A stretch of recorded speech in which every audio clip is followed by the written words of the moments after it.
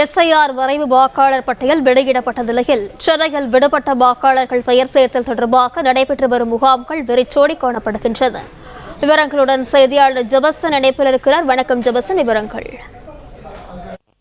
தமிழ்நாடு முழுவதும் நேற்று வாக்காளர் பட்டியல் வரைவு வாக்காளர் பட்டியலானது வெளியிடப்பட்டிருக்கிறது. இந்த நிலையில் சென்னையில் 14 லட்சத்திற்கு அதிகமான வாக்காளர்கள் பட்டியலில் இருந்து நீக்கப்பட்டிருக்கிறார்கள்.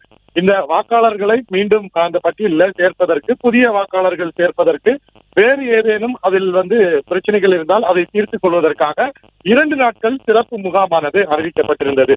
சென்னை மாநகராட்சிக்கு உட்பட்ட பகுதிகளில் நடக்கக்கூடிய இந்த முகாம்ல காலை 10 மணி முதல் 6 மணி வரைக்கும் நேரடியாக சென்று வாக்காளர்கள் தங்களுடைய பெயர்களை மீண்டும் சேர்த்துக் கொள்வது அல்லது புதிய வாக்காளர்களாக 18 வயதை பூர்த்தியானவர்கள் சேர்த்துக் கொள்வது, அவர்களுடைய வாக்காளர் பட்டியலில் பெயர்ல ஏதேனும் பிழைகள் இருந்தால் அதை திருத்திக் கொள்வதற்கான 2 நாள் இந்த முகாமானது காலை தொடங்கி நடைபெற்று வரக்கூடிய நிலையில அனைத்து முகாம்களும் தற்போது பொதுமக்கள் வருகையின்றி தற்போது வெறிச்சோடி காணப்படுகிறது.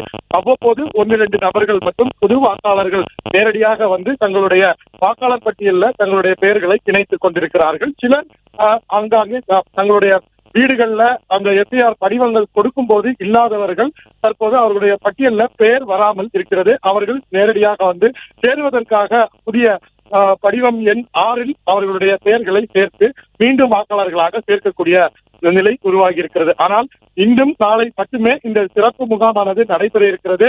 இந்த முகாமை பயன்படுத்தி உடனடியாக தங்களுடைய பெயர்களை சேர்த்துக் கொள்ளுமாறு தேர்தல் நடத்தக்கூடிய அலுவலரும் சென்னை மாநகராட்சியினுடைய ஆணையருமான குமாரகுருபரன் தெரிவித்திருக்கிறார்.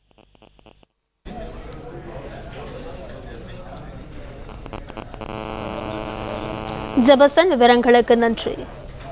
பிளே ஸ்டோர் மற்றும் ஆப் ஸ்டோரில் இருந்து பாலிமர் செயலியை QR கோடு மூலம் பதிவிறக்கம் செய்யுங்கள். செய்திகளை உடனுக்குடன் பெறுங்கள்.